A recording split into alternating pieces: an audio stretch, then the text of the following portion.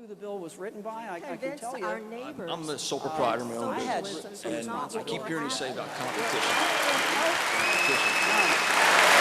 I pledge allegiance to the flag of the United States of America and to the republic for which it stands, one nation, under God, indivisible, with liberty and justice for all.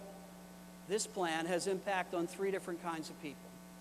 There are people who have insurance from a private insurance company. There are people who are covered by some sort of plan, like Medicare or Medicaid or Veterans Health Care. And then there's people who are uninsured.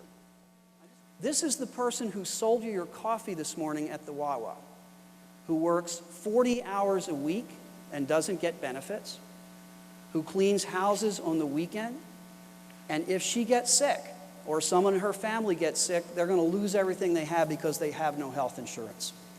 This plan makes it affordable for her to buy health insurance or have it provided by her employer.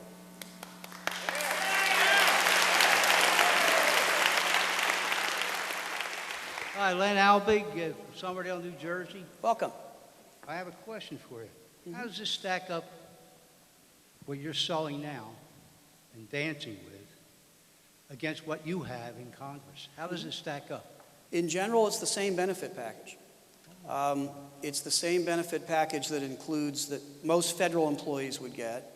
Congressmen get the same as other federal employees. And the benefit package includes preventive care, hospitalization, outpatient care, and catastrophic care. There would be different levels of copay depending upon how little or how much money you make, but it's essentially the same benefit package that federal employees get. Is there going to be limits on the age for people to get help? Because we treat people now that are up to near 100 years old. We do lung transplants, we do heart transplants. I want to know who is going to be in charge to make that choice for that person. In that case, it's going to be the pulmonary specialist with whom you're working, and that person's family and the patient is going to make that decision, not the government. I'm a type 1 diabetic, have been for the last 8 years, and one of my primary concerns is to reduce spending.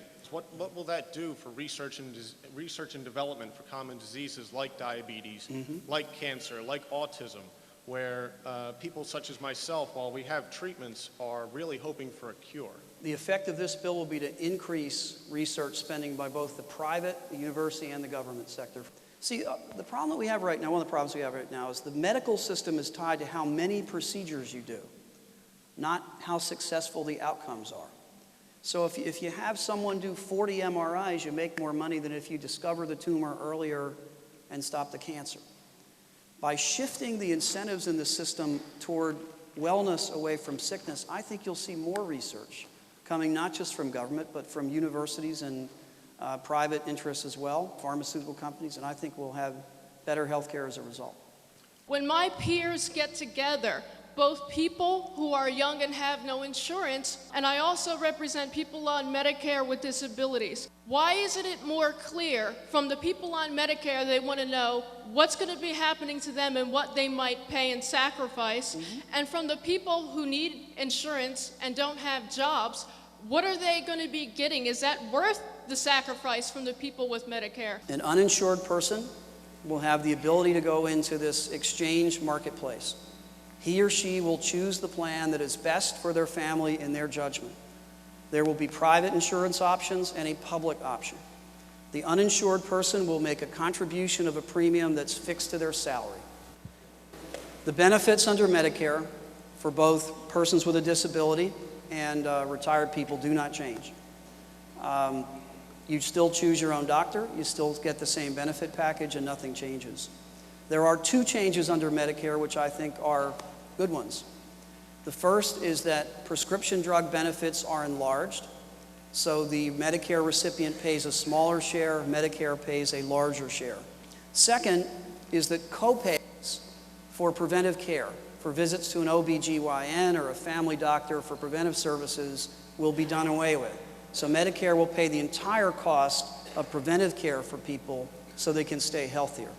Why exactly should $400 billion be cut from Medicare when there are other programs and wasteful spending that be cut? It's not 400 billion, it's about 280, 290. That's a lot of money over 10 years. And the reason is because people who know the system, who are doctors, who are people who run hospitals, people that provide care, believe that a lot of the care being provided doesn't make economic sense. No one wants to in any way reduce benefits for people on Medicare or Medicaid, but everyone wants to get 100 cents of value for 100 cents on the dollar, and that's what this is trying to do.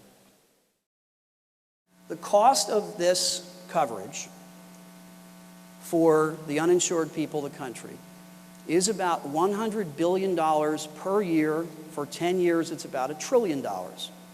It's a lot of money. It's a lot of money. But let me put it in some perspective. It's half of what we'll spend on paving roads in the next 10 years.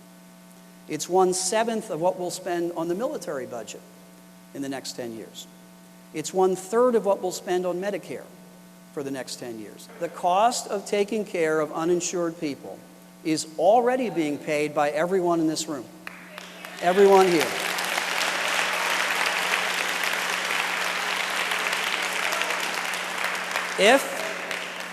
If tonight a person goes to the ER at Kennedy Hospital in Washington Township because they've had a car accident and they do not have health insurance, here's what happens. They get care. They get excellent care. The hospital then sends them a bill which they usually cannot pay because the hospital bill is very high.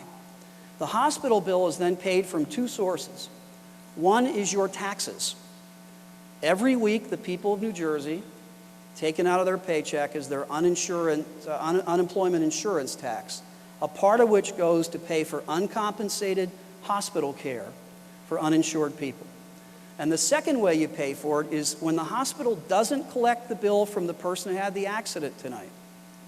It then spreads the cost of that bill to everyone else who uses the hospital who is insured, and your premiums go up as a result. Health insurance has gone up by an average of 11% premiums in the last 10 years, and I think the reason is there's almost no competition for health insurance in the country. In our area, 2 companies have 83% of the business. Typically, 2 companies have about 78% of the business. Norman, what I think we ought to do, what the bill does, is to force competition among insurers so you get a better deal and better quality and more choice.